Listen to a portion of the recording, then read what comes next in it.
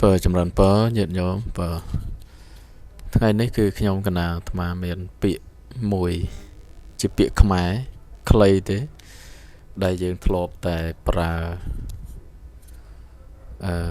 ពិសេសគឺផ្នែកធម្មកថាដែលលោកតែងពោល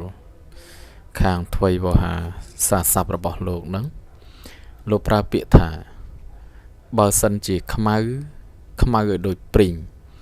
បើសិនជាល្វីងឲ្យដូចស្ដៅមានន័យខ្លីទេគឺបានន័យថាបើសិនជាសម្បុរខ្មៅសូមឲ្យ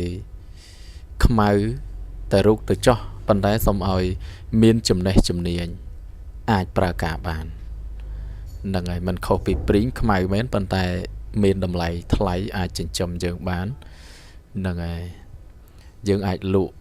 ដើម្បីបានប្រាក់ចិញ្ចឹមជីវិតបានហើយចំណែកឯបើសិនជាល្វីងឲ្យដូចស្ដៅ